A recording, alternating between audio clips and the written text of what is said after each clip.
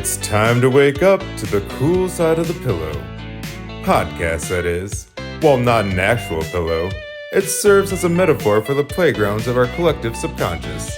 Cool Side of the Pillow is a show about dreams. Not goals or aspirations, you sillies.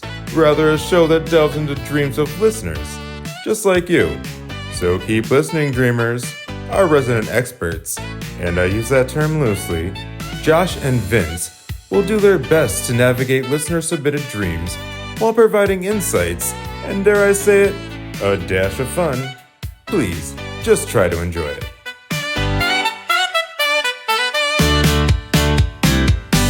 On today's episode, Vince and Josh try to save the show. Plus, we hear from one listener about their reoccurring dream and their possible pending fate. And another dreamer tells us about hanging 10 while they're asleep. All that and more today on Cool Side of the Pillow.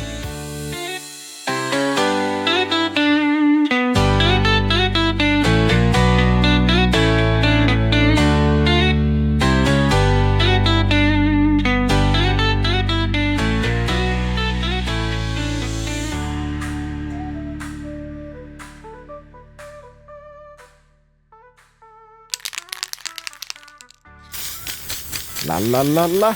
Little dab here, wipe there, also here. I like this little bit. Ooh, not that dab. Chef's kiss. Mwah. Let's make it European. Ah, la la la la la. Huh. Load all the empty jars of hot fudge in the trash. That's a lot of mashed up ice cream boxes. Huh.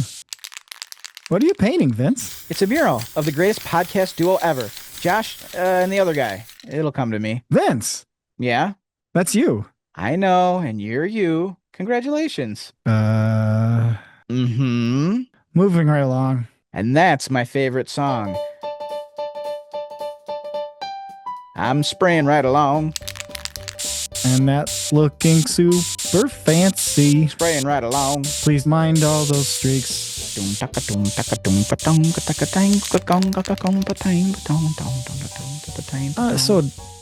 besides painting this beautiful mural, what have you been up to? You know, since I tried to quit the pod and you pulled me back in. oh, you know, a little bit of this, too much of that. Steering off course correction, of course. I was the superintendent of the podcast, and everything I did was superintended.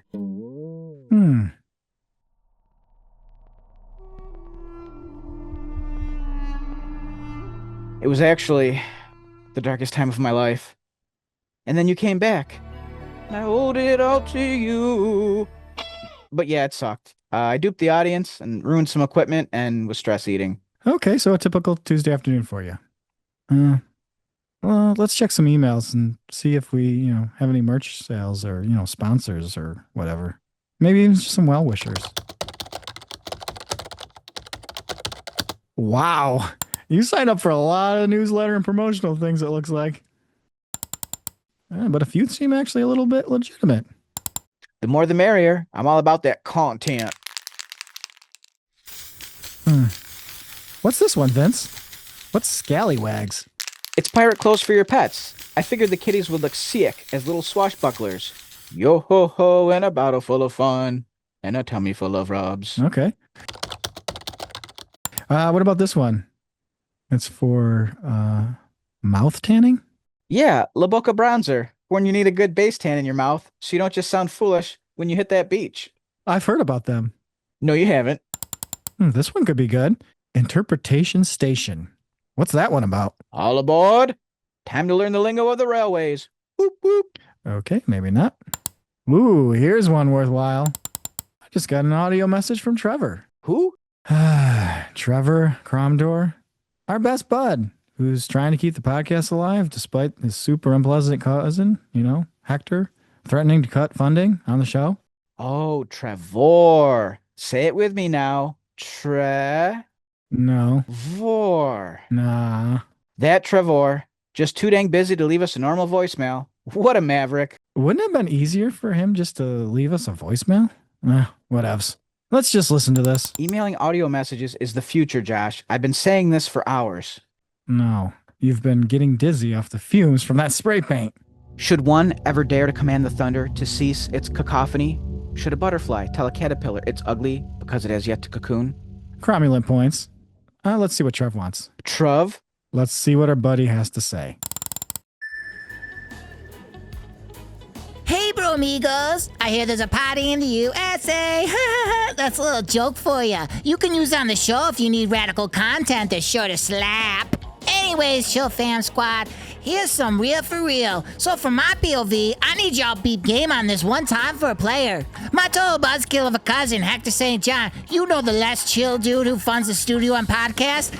Anyways, I wanted to send y'all a smoke signal. Smoke 'em if you got 'em. You know, rollies, JJs, string bows, Husker do's and don'ts, blizzies, frizzies, tizzies, non-tizzies, dealer's choice, right, my bubs? Any hizzle, Hector, I call him Heck Nerd, because he's not as cool as we are, right? He's gonna Zoom call you guys later to go over, I'll just call him his demands. Basically, he needs you guys to land enough sponsorship and merch money, or he's gonna pull the plug like a slim thug.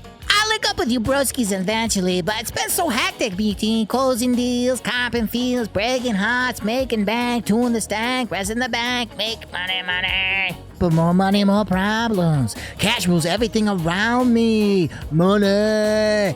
It's a gas. Anyways, best of luck with Hector. Just remember one crucial thing when dealing with him. We gotta make sure that you... For full features and access to the recording, please subscribe at the low price of $199.97. Oh, crapsicles. Shh, hold on. After the nice lady stops talking, Trevor is going to tell us how to deal with Hector. No, that's the end of the message. We got to come up with like $200 to get access to the rest of the recording. I don't have that. I spent all my money on meal prepping for the hot fudge yoga diet plan. Hot fudge, ice cream, results. That explains why the rubbish bin is almost full again. Do you have a couple baby stacks? I want my baby stacks, baby stacks, baby stacks. Potty, we need money. We're fucking broke. All the money I had was invested in the podcast in this lovely suit. Oh, nice. When'd you get that? When I quit the podcast that one afternoon, it was for interviews, and I can't return it because apparently mustard stains violate the return policy. Please leave this Goodwill. The other customers are upset, and security is fixing to put a hurting on you. Been there, done that. Wrote the book, published it, dabbed it to the silver screen, where it failed. Then developed it as a made-for-TV movie on Hallmark, where it bombed. Well, I guess we're on our own for the call with Hector. Let's try to settle down and interpret a dream before we have to chat with him, okay?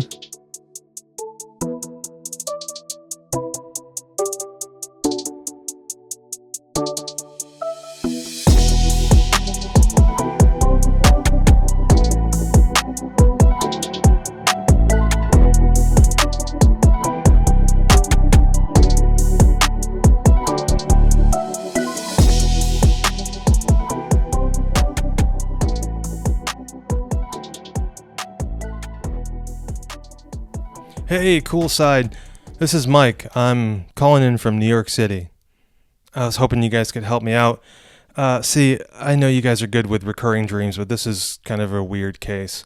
I mean, we're all right. I've been having the same recurring dream since my 20s.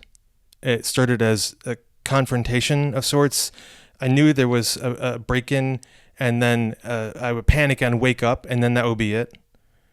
And then next time I'd have the dream, it would become more lucid because I'd kind of be aware of it.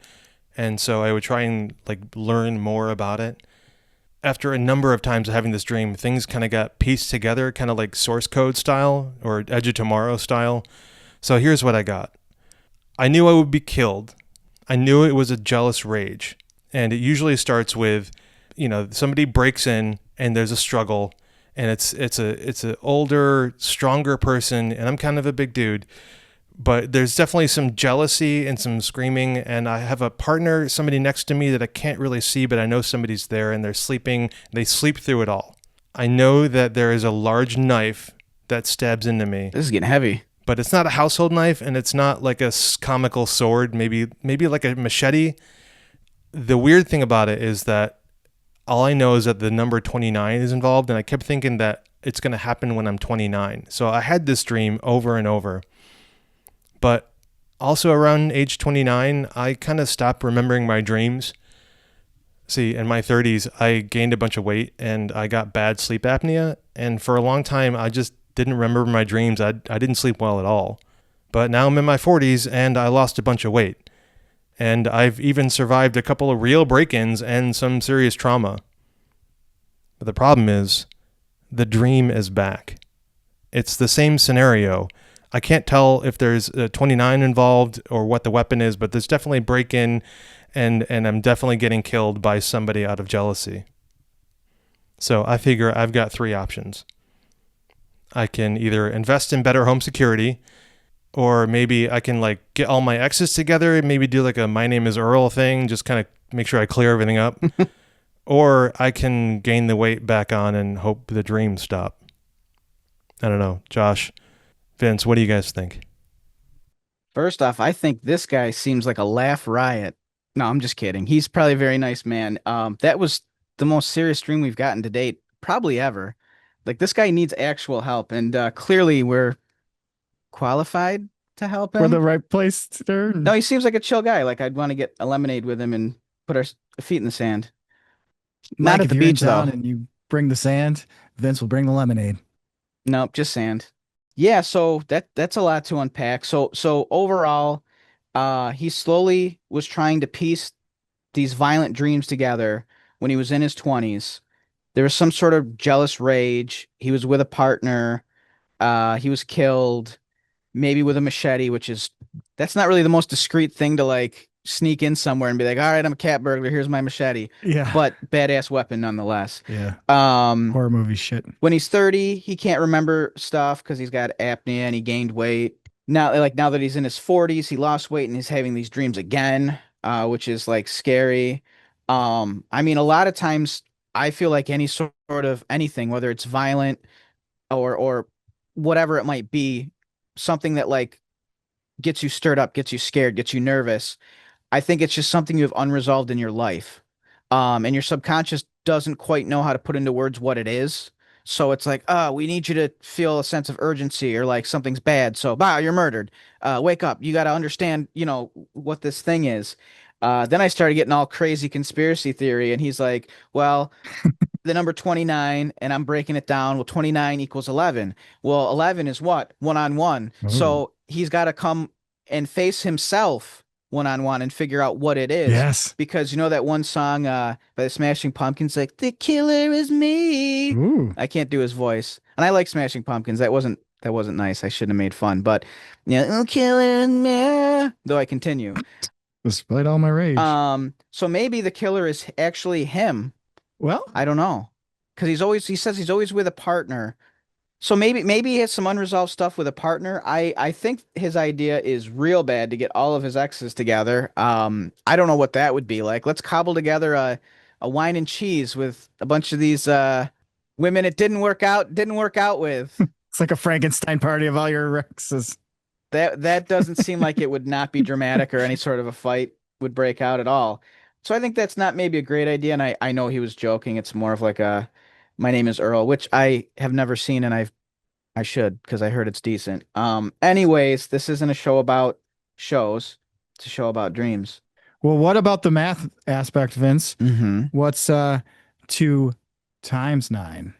18. 1 versus 8. That goes to the girls you're talking about. Like all your maybe boys. I don't know. It goes against your exes. That's the 1 versus 8, or it's the 11. Oh, he had 8 maybe X's in Texas. So I'm saying, or it's infinity. It's an if you infinity turn loop. 8 1 times 8. 1 and 8. So Mm-hmm. the other thing he talked about going from like overweight with sleep apnea to losing weight. I think what you were harking on with the aspect of him being against himself with a one-on-one, maybe there was a internal struggle to be like, you got to lose some weight, bud, or you're going to kill yourself. Yeah, sleep apnea is no joke. I've had some friends who've had that, and man, just how serious and somber toned he was through it, which beautiful job. Not a knock on him in the least, but like I feel like my energy now is like, this is a very serious podcast, everyone. There will be no more humor. Josh, please stop laughing. It's not okay. We need to bow our Not heads funny. and just understand it's a whole new thing. We're gonna dress only in black. We're gonna have candles while we record. They will be lit. I'll get a pet vulture. Yeah, I don't know. So I just feel like again, any sort of violence or call to action or something that like stirs up something that gives you a sense of urgency in your dreams, there is definitely something he hasn't dealt with yet and it's recurring. And yeah, a lot of times your sleep can be impacted if like say you have an edible or you have sleep apnea, this or that, you gain weight. There are definitely times when you may not remember your dreams. He might always have this dream. There's just times when he doesn't remember having it. Like sometimes, I'll wake up, I'm like, well, I didn't dream at all, but I had a weird thought, like your mind's still going, stuff's still happening in there. Why do you think it's coming back now? The way he said now it's back in his 40s. I think because he said he lost some weight. Yeah. So I think So maybe it's not a weight thing. no, I think it is a weight thing, but I think not so much as that's the internal struggle he's having, though it sounds like it could be, but I think when he is at a leaner weight, that's when he's able to dream better. That's when the dreams come back. So this only solution, like he joked, is, well, he can just, gain a bunch of weight again. Or, Confront. if he wants to stay trim, there's something he's going to have to like deal with. And I think a silly podcast with two morons with microphones, we're not quite qualified. I think he should talk to like a professional about this, because if I was having this dream, I'd be concerned. I mean, the terror of being like, oh my God, I'm going to die in front of, a partner of mine, in front of my significant other, the guilt that you also feel from like, oh, this poor person, because they're attached to me, they had to witness this. So the whole thing is awful. The whole thing is like you're meeting your demise. You have the guilt of dragging someone else into something. So if this continues to happen, which it sounds like it is, the answer isn't gaining weight. I think, just talking to someone and being like, okay, what is it? What's going on? What is this machete supposed to be? Why am I getting killed? Does this have to do with, exes or anything like that? Like maybe it could also be something where like, he sounds like a nice guy. Maybe there's just a thing that he has when he interacts with partners that like maybe somehow things don't end up working out. Maybe like a character flaw that you're not aware of and your subconscious kind of feels, but it doesn't know how to tell you like, hey man, read the room with this chick a little bit. Maybe she isn't into this, or maybe she doesn't want you to talk about that, or I don't know. What are you doing to kill the relationship? Maybe that's a symbolic thing for it too, right? Maybe that's the thing. I mean, I don't know if he mentioned if he's single now or if he's in a relationship now. That could also play into it. So I really think that gaining a bunch of weight is not the answer. You're only suppressing it, and your subconscious is probably still having those dreams. You just don't recall them because you're heavier, you have the sleep apnea, you're not sleeping as great. Like I said too, things like if you take edibles, a lot of times people are like, I don't dream because I had an edible. Yep, that's usually what happens. But so I don't know, and also it could just be coincidental that there were periods in your life that were going well, so you weren't having awful dreams. I have this recurring dream where it's like, I get off my purpose or I get off my mission, and I love talking to people, and they'll distract me. So then it's like, oh no. So I think somewhere in there, I have something too that I need to like work on or figure out. And I think this guy also does. Mine are much friendlier. Oh, a party, that's nice. Oh, you're on a boat, murder by machete. Like, holy hell. Okay, man. So clearly your subconscious is really fed up at that point, I would say. Seems like it to me. And it's like, listen, man, I don't know how else to tell you. There's this thing that you've got to figure out. And the only way I know is through crazy, bloody, wild imagery. So shame on your subconscious. It's not nice. Be nicer to Michael. I think the solution is eat more, but specifically eat more candy, like lots and lots of candy. Because guess what? When that machete hits you, you're like a human pinata, and boom, candy everywhere. End scene. Okay, we're back. The show's silly again. Hooray! Josh saved it.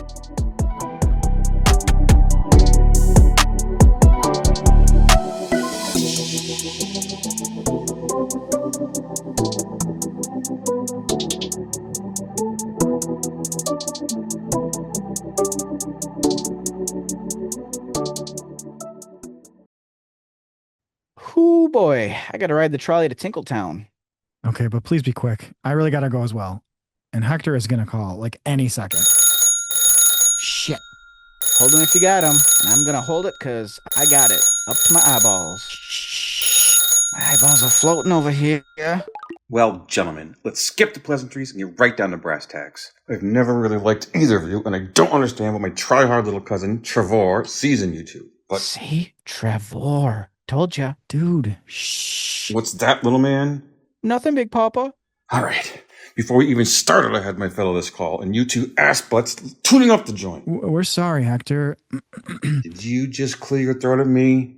Not at you, sir. I was a bit verklempt. Well, grab your grapes before they become raisins, because it's time to harvest the goods, and I'm looking for a nice bottle of wine. I like all the pretty words you're saying, but I'm not sure what they mean. He's talking about wine. You know, the terroir, the aroma, the bouquet, the mouthfeel. Cork it, you two morons with microphones with resting piss face.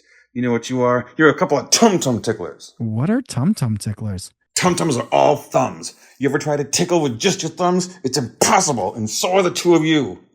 Bottom line is there is no bottom line. It's the hard line, my line. It's a fine line. So fine-tune your show, stop holding in your pee, and make me some sponsorship money. You have 4 more episodes to produce some results, or you two cock cleaners are going to be canned. Canned? That was jarring.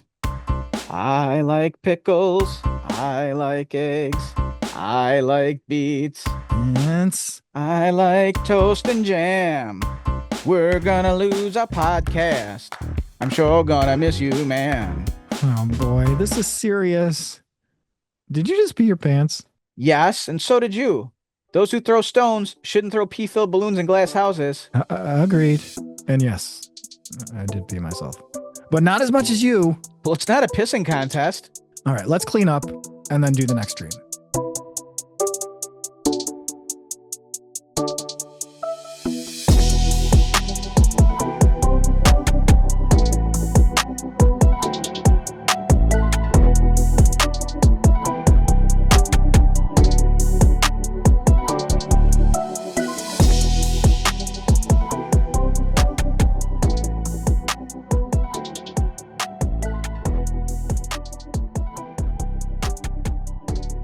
Hey, Vince, I got a new dream, and it's from Lou Dorian.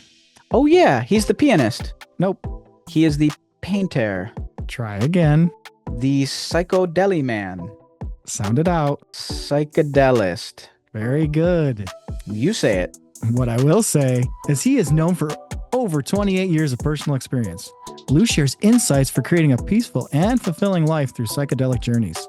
Whoa, says he's undergone hundreds of extreme unguided trips to macadamia. No again. Oh, he trips on special macadamia nuts. He does not. But he has undergone hundreds of unguided macrodose trips of his own. Whoa, now that's what I call a resume. You're hired, sir. When can you start? He's not applying to work here. Oh, so then this isn't just a really long resume, but it's his book. He does have a book, and his book is The 8 Root Fundamentals of Becoming a Psychedelic Guide by Lou Dorian. Hey, Vince, how do you find him on social media? It's @_psychedelist_. Or at his website, which is psychedelist.com. You said it. That's spelled P-S-Y-C-H-E-D-E-L-I-S-T. Now, let's get to his dream.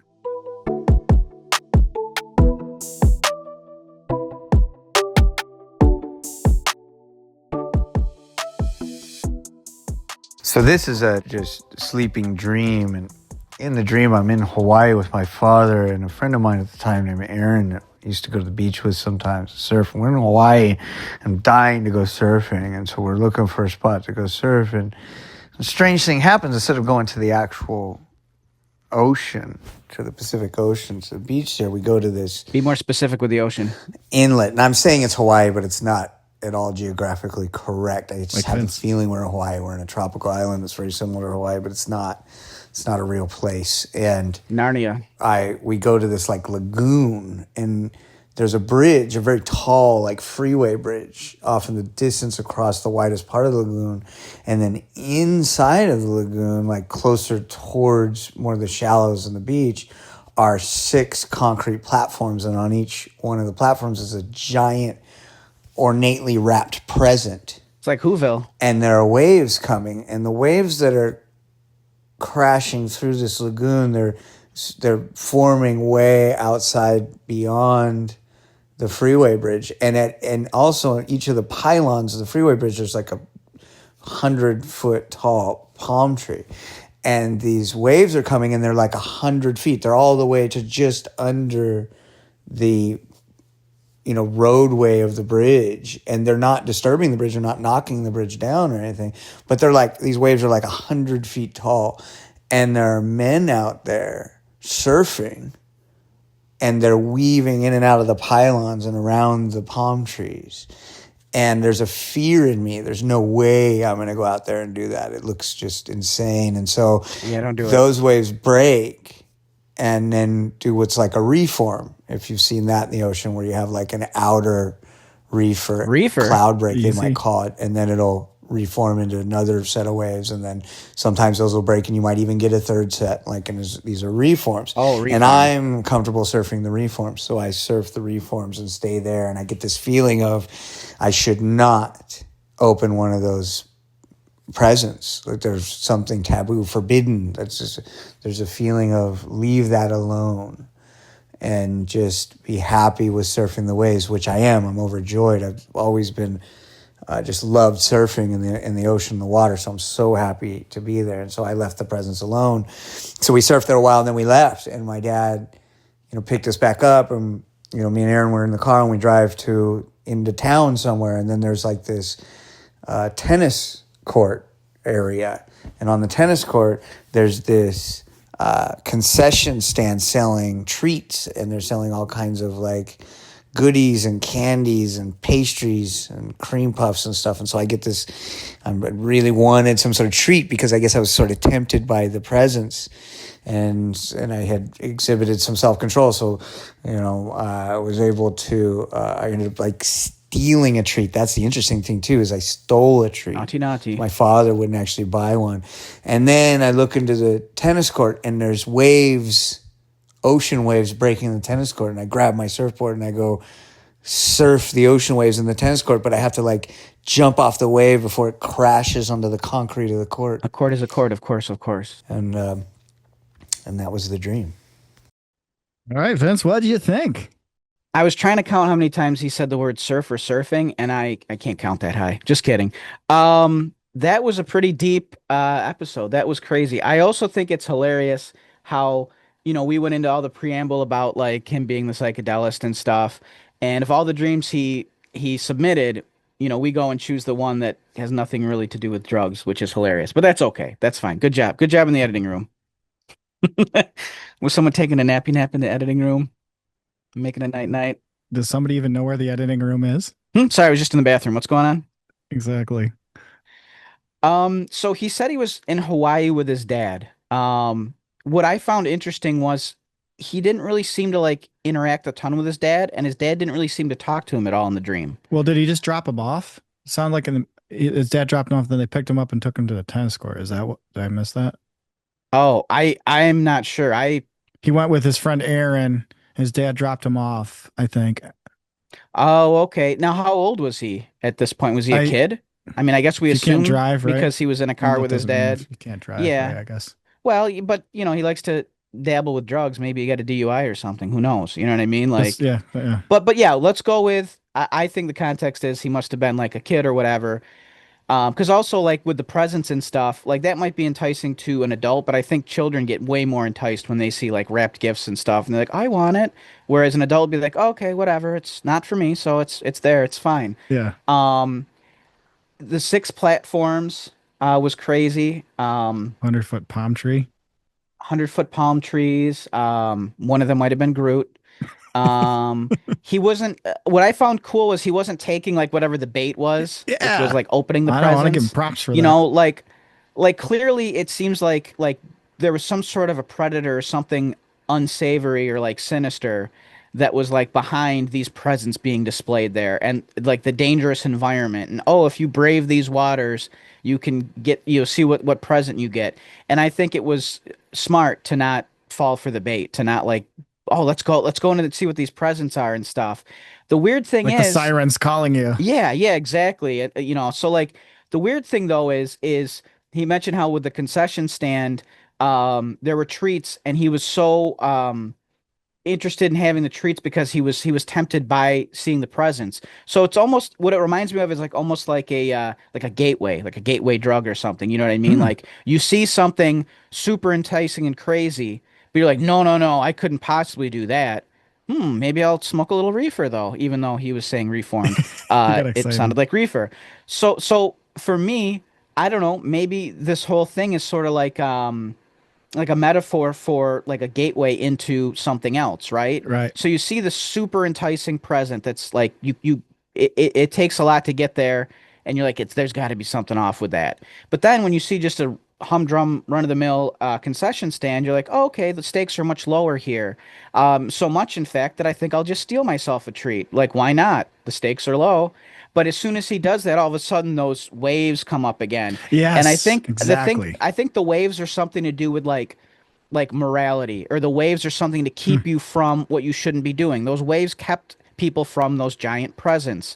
Um, and as soon as he did something bad, those waves came again. And I think it's just Very ominous. maybe those waves are just, yeah, the waves just represent morality and making sure that like kind of keeping a watchful eye on him. It's almost like the waves are not like a Grim Reaper or like a guardian angel, but like some sort of a harbinger or something that's like, hey, you know, straighten out, do the right thing, or we're gonna crash down on you. So, They're a good visual warning sign, right? Because yeah, they for came sure. back up after he stole. I like how he almost did our job for us. He's like, I knew I was tempted earlier, and I didn't take the presents, but then I stole the concession stand treats, and I'm like, very good on. He's seeing himself as that he was tempted earlier, and that leads. I was good earlier, so now I can be naughty.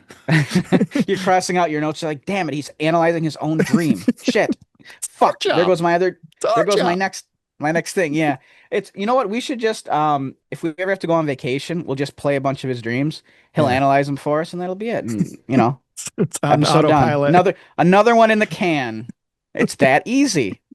No, thank you for making our job easy and taking our job from us. That was real nice of you. No, just kidding.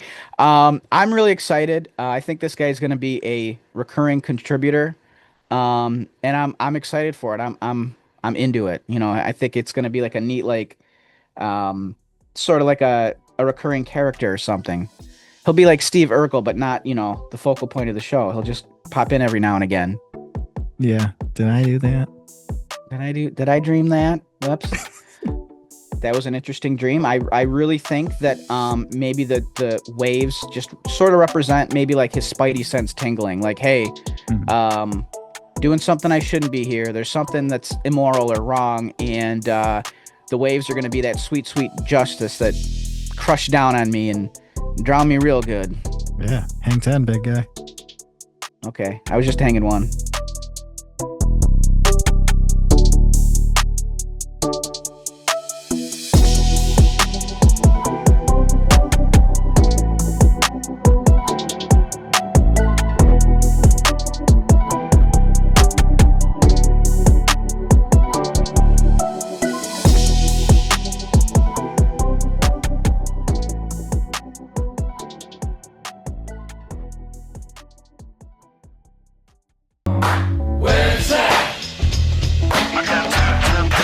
Cool side of the pillow.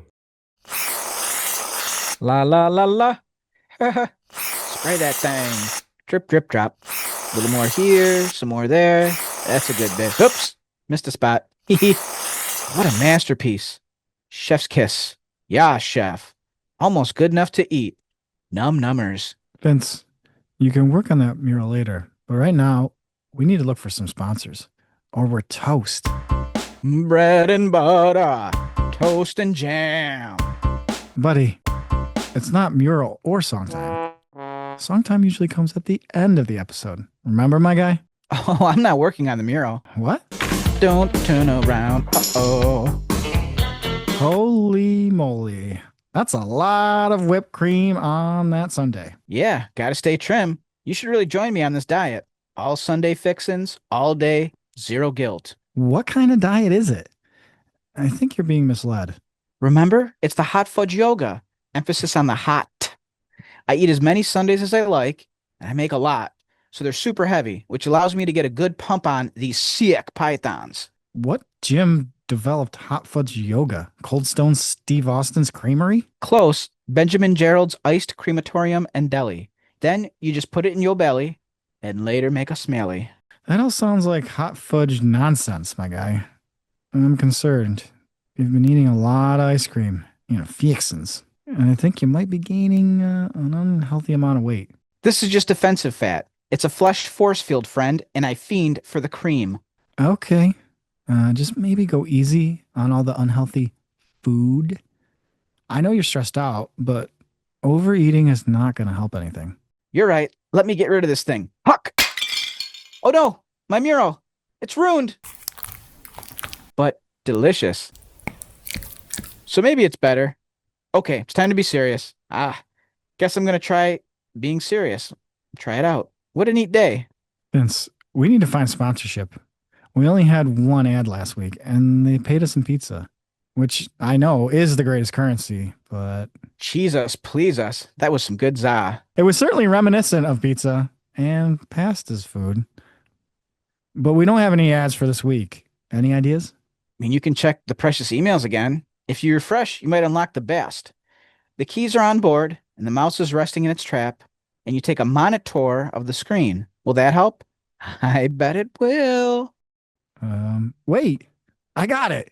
We just need to have more of a, social media presence. That usually works out great for everybody. How about we try out Instagram? We can post interesting pics and videos. That'll get some eyeballs on the podcast. In fact, how about we snap a pic of that mural that you've been working on? Okay, I just need to make a few quick edits. Perfect. With all of that ice cream and hot fudge licked clean, the mural looks great. Say cheese mural. Edible cheese mural. I think we're gonna make it after all. Only one thing left to do. All right, let's rally the troops and go get some sponsors. Okay, Josh. I need a spoon, sir. For what? Oh, nothing. Climber Mountain. Climb that thing, yo. No, I am team. Oh, you. Why? I'm talking teamwork, baby. Making that dream work. Talking synergy. We'll come together now. It's inspirational-ish. It's motivational-ish. I'm out of hot fudge. Keep your eye on the prize. Eyes up here, mister. See the shot that you want to take. Take that shot. Eagles soar above the clouds. I like clouds. Yeah, walk that walk. And talk that talk. Yeah, hang in there. Be the future that you want to see. Latitudes. This inspiration is coming from me to you, Vince. Vince? What are you doing over there, huh? No, you're eating ice cream. Yeah, now let's get down and get busy. Get busy. Get busy. Let's get down. Let's break it down now. Get busy. Ooh, sorry to pull the plug on the song, but all this talk about being canned and slamming all this ice cream, I gotta go use the can. If you know what I mean. Everybody knows what you mean. I bet you'd be surprised, though. I don't like surprises. And please close the door this time. Okay, but I gotta let out my yoga screams, and the acoustics in the studio are very conducive to the guttural wails of the yoga screams. It's all part of the process. That hot fudge yoga process. See you next time, folks. Shut the door! Oopsie.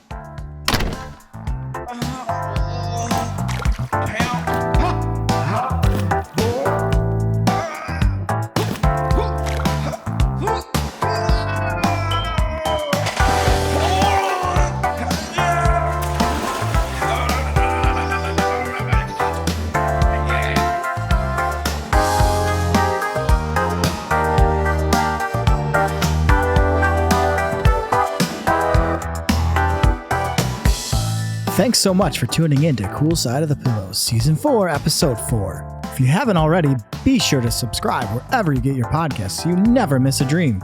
Want more? Head over to coolsideofthepillow.com to grab some merch and, more importantly, send us your dreams. That's right, we want to hear your dreams. You can email us at dreams@coolsideofthepillow.com and Vince and I will read it on the show. Or if you're feeling bold, send us a voice message around 2 to 3 minutes or less, and we just might feature it and give it the full dream interpretation treatment. And don't forget to follow us on Instagram at CoolSideOfThePillowPodOfficial for updates, wacky content, and other weird dream stuff. Until next time, sleep tight, dream deep, and stay cool.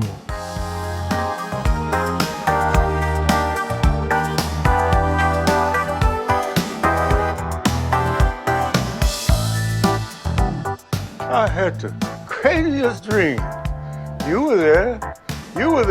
You all were singing. All right, well, that's great. We don't give a shit because we don't like hearing about people's dreams. Yeah, let's go. Chop, chop. Come on.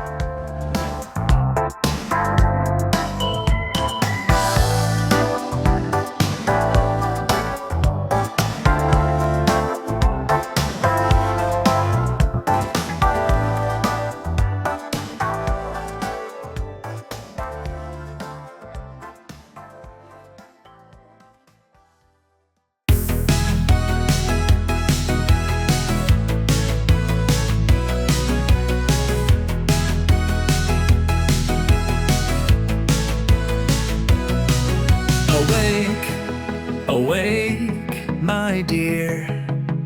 Come and hear.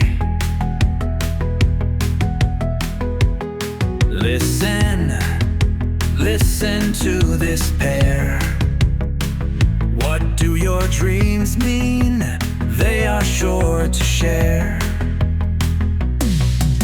Dreams, they start to billow, like the wind blowing the branches of a willow. So curl up tight, just like an armadillo, and find what your dreams mean here on Cool Side of the Pillow.